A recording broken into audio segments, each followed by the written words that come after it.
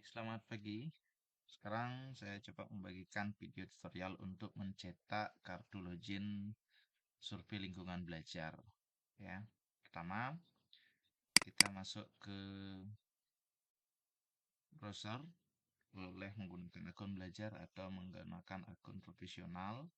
Nah, coba kita menggunakan dari akun belajar seperti ini. Lalu kita masukkan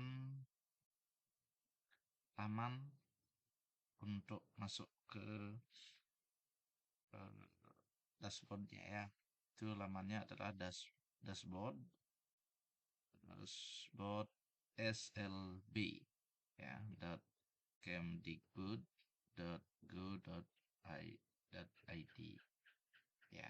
Jadi seperti ini dashboard slb ya, dashboard slb.kemdikbud.go.id ini untuk mencetak kartu loginnya.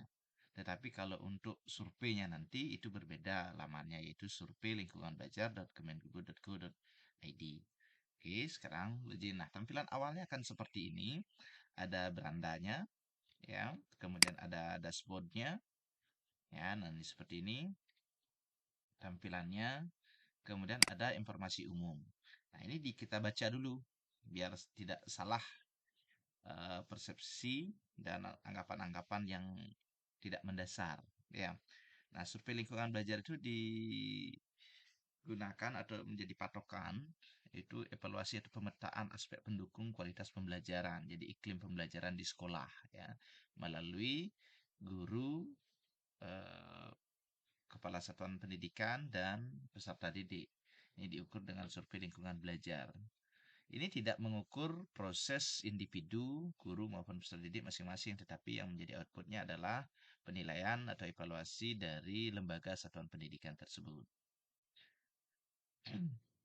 Sehingga nggak perlu ragu, jangan lagi ada apa namanya itu eh, pencitraan-pencitraan atau kamuflase yang sifatnya biar bagus gitu atau isi aja sesuai dengan sejujur-jujurnya yang ada sesuai dengan keadaan di satuan pendidikannya masing-masing. Nah, 2024 itu periode untuk sekolah dasar ya. Sekolah dasar itu ada di tanggal 8 ya. Tanggal 8 baru bisa cetak kartu itu tanggal sekarang meskipun di dalam jadwalnya atau juknisnya itu di tanggal 7 sampai dengan tanggal 8 itu bisa dilakukan cetak kartu. Tapi kemarin dicoba tanggal 7 belum bisa cetak kartu. Mudah-mudahan hari ini bisa dilakukan pencetakan kartu. Di sini sih jadwalnya tanggal 8 sudah bisa cetak kartu. Ya, kemudian tanggal 9 sampai dengan tanggal 22 itu adalah tanggal mulai melakukan atau pengisian survei. Ya. Oke, kalau sudah informasinya sudah kita dapatkan, lalu kita masuk ke dashboardnya untuk melakukan cetak kartu. Kalau cetak kartu di sini, coba kita masuk ke tabel. Nah, kalau ada tampilan seperti ini, artinya kita belum melakukan login, belum proses masuknya. Ya, nah di mana kita proses masuk? Cari di laman login. Ya, ini dia di icon pojok kanan atas ini login. Nah, dia akan masuk seperti ini. Kalau dia belum sama sekali pernah masuk, dia akan langsung begitu ada tampilan dashboard kemendikbud.go.id itu kita masuk diarahkan ke laman ke tampilan seperti ini.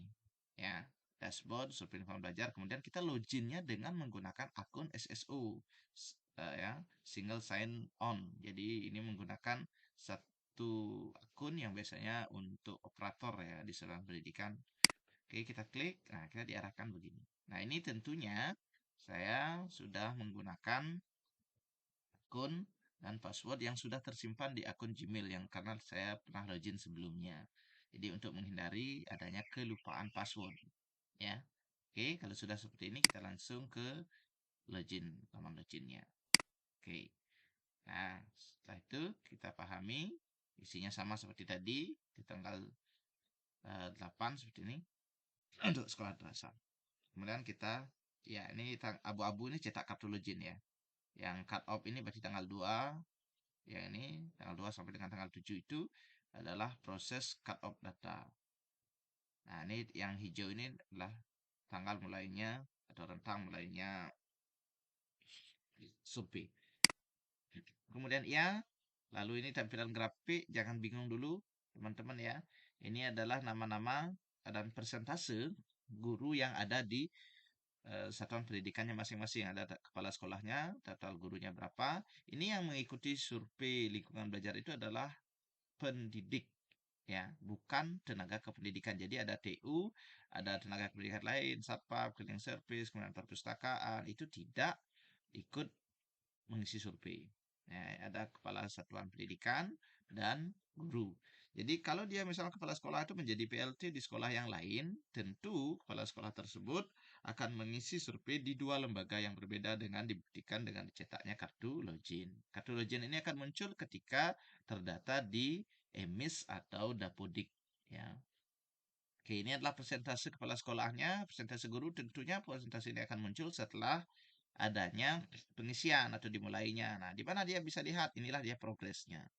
Ya, progresnya seperti ini. Nanti setelah diisi, progresnya akan 100% ya, atau sudah sampai berapa saja dia sudah mengisinya. Nah, ini akan terlihat di sini.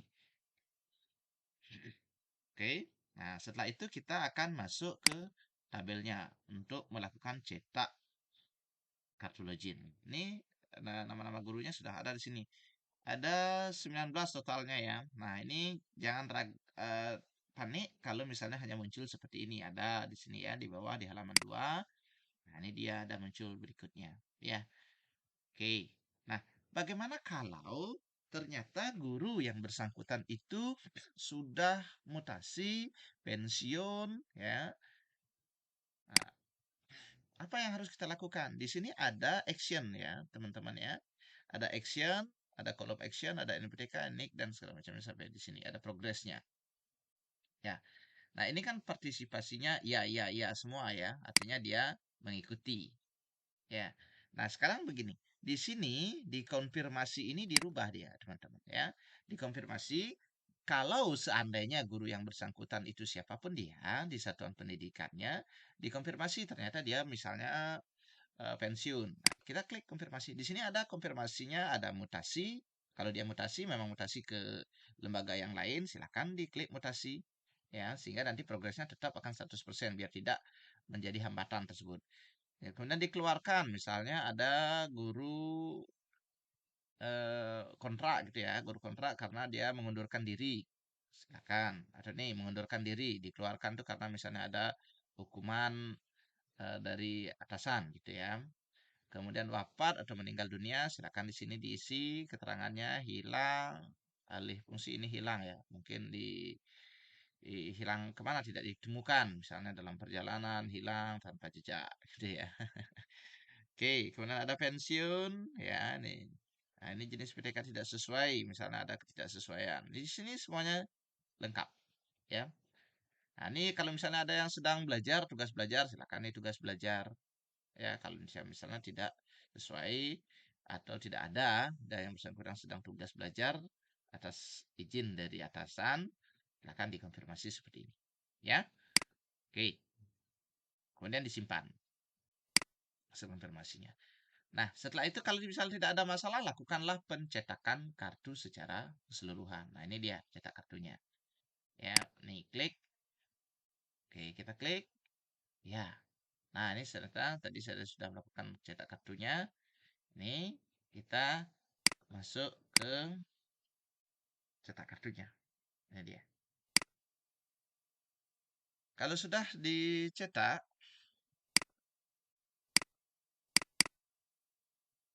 oke, nah seperti ini dia, ya, cetak kartunya. Silakan nanti bisa didistribusikan ke guru-guru yang bersangkutan, ya.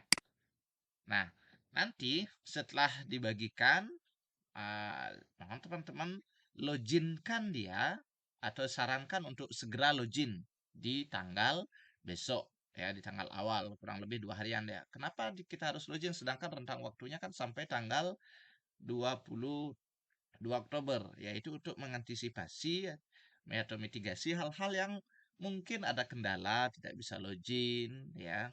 Kemudian sarankan nanti begitu login untuk mengerjakan dan mengaktifkan tombol auto save-nya sehingga progresnya akan tetap tersimpan di dalam akun yang sama. Begitu beberapa hari, ya teman-teman operator atau proktor itu mengecek progres dari teman-teman. Siapa saja yang sudah melakukan sampai persentasenya mana. Apabila di H-2, H-1 terakhir dari pelaksanaan itu, ya misalnya tanggal 22 terakhirnya, misalnya tanggal 20, teman-teman silakan dicek progresnya siapa yang belum 100%, kendalanya apa. Silakan koordinasi dengan guru yang bersangkutan. Penyebabnya apa? Biasanya kalau dia tidak 100% karena ada beberapa survei yang ketinggalan jawabnya. Misalnya kelewatan, ada di dalam satu survei itu bisa ngesub ya, terdiri dari banyak survei. Nah, itu mohon diisi dengan detail. Biasanya seperti itu yang penyebab-penyebab tidak 100%. Ya, oke. Yang kira seperti itu teman-teman informasinya. Semoga bermanfaat.